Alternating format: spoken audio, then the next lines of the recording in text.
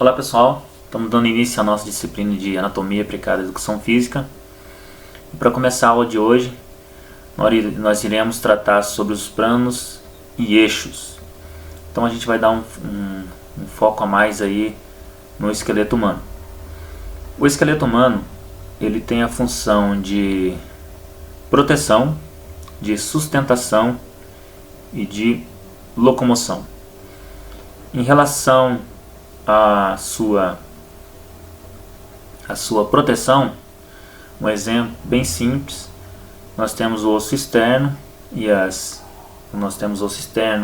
costelas, que servem de proteção ao coração.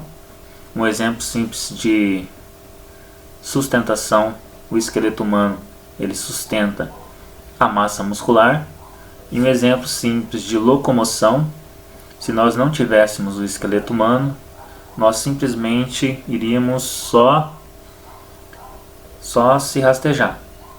Então, com o esqueleto humano, nós conseguimos se locomover da maneira que a gente se locomove, né? Andando, caminhando, correndo. E quando nós realizamos uma atividade ou um exercício físico, para que nós possamos conseguir avaliar esse exercício, se ele está de maneira adequada ou não, nós precisamos saber sobre os planos e eixos, porque cada movimento que o ser humano realiza, ele realiza em um determinado plano e um determinado eixo. Então a aula de hoje a gente vai abordar sobre os planos e eixo. Nós iremos começar pelo plano sagital. Se você observar o crânio humano numa vista superior, nós iremos identificar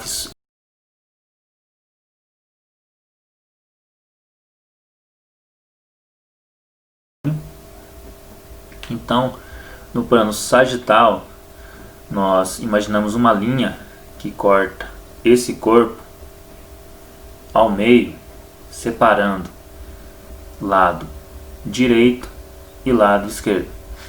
Então, o plano sagital, ele tem o eixo lateral. Ele divide o corpo em lado direito e lado esquerdo.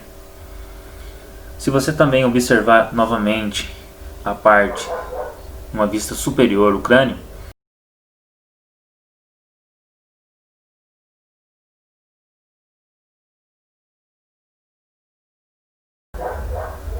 basicamente dessa forma. Então, se nós imaginarmos uma linha imaginária cortando esse corpo ao meio, esse corpo será dividido em antero, posterior. Então, no plano coronal, o eixo é antero, posterior, né? Ele vai dividir o corpo, parte da frente, parte de trás. Então, eixo antero, posterior. Nós também temos o plano transversal, também chamado de horizontal.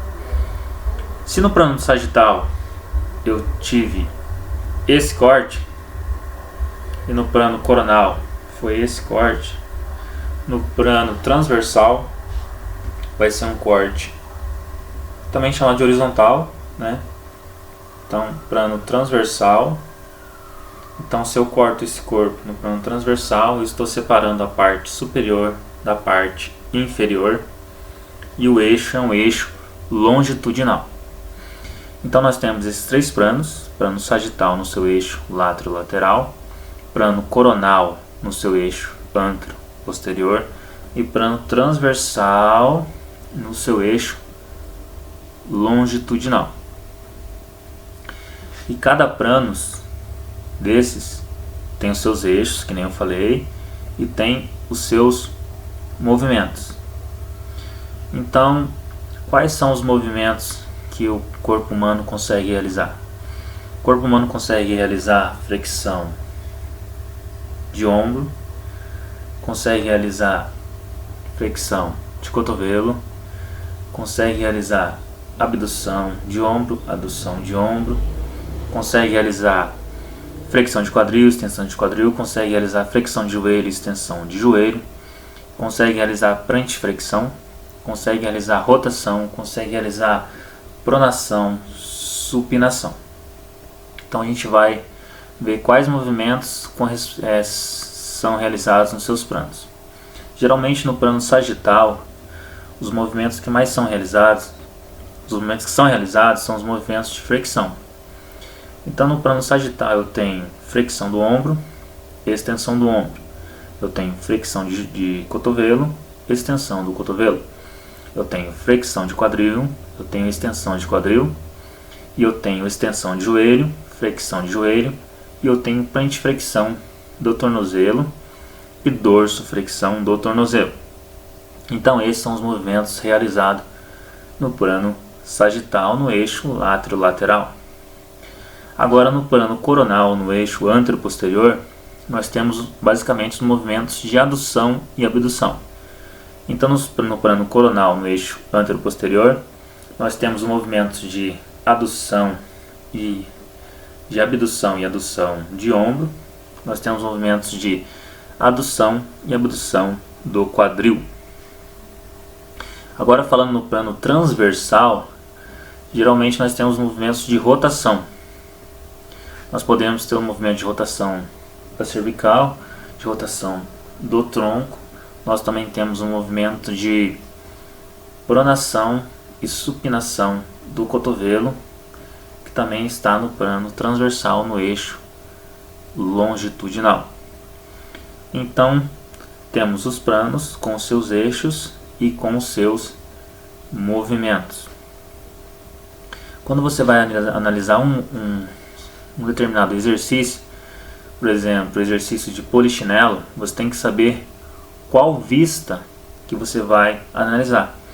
Então, se o indivíduo vai fazer um movimento de polichinelo, que basicamente é um movimento de adução, abdução de ombro e abdução de quadril, o mais indicado será analisar o movimento no plano coronal, no eixo anteroposterior. Então você vai analisar esse indivíduo olhando para a sua parte anterior ou para a sua parte posterior.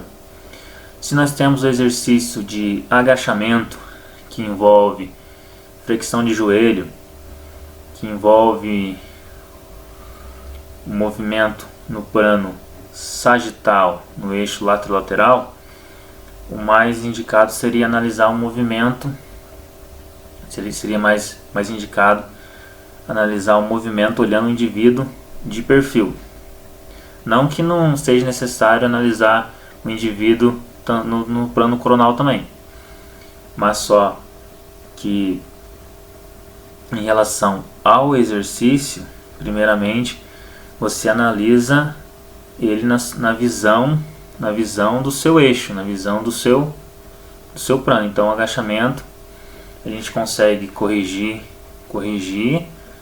alguns erros olhando o indivíduo de perfil. Mas também é interessante analisar esse mesmo exercício numa visão anterior ou posterior. Na verdade, o exercício a gente tem que analisar em todos os ângulos, mas aqui eu estou dando um exemplo para a gente ficar mais didático.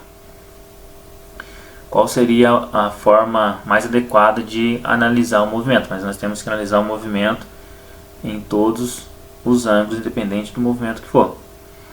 Mas aqui, para ficar mais didático, para a gente conseguir explicar qual ângulo seria mais adequado a analisar esse movimento, né? Então, polichinelo seria mais adequado a analisar o movimento tendo uma vista anterior do indivíduo ou uma vista posterior, porque no exercício de polichinelo, basicamente adução, abdução de ombro, abdução de quadril. No exercício agachamento, como envolve exercícios que está no eixo, no plano sagital, no eixo lateral, o mais adequado seria analisar olhando o indivíduo de perfil. Mas lembrando de novo que é bom analisar o indivíduo em todos os ângulos para a gente poder identificar algum erro, né?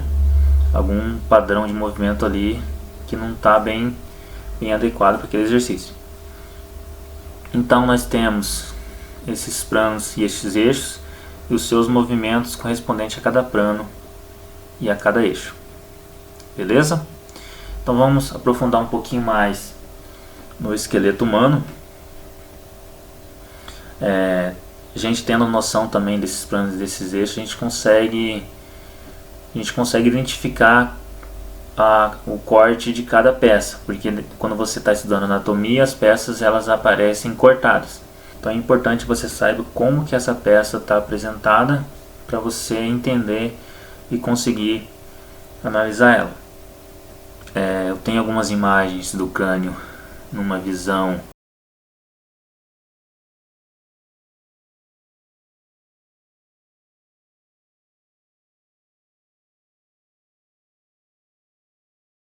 e falando um pouquinho mais sobre o esqueleto. O esqueleto ele é dividido também em esqueleto axial, no qual corresponde o crânio, né, a cabeça, a coluna cervical, coluna torácica e coluna lombar, sacro e cóccix.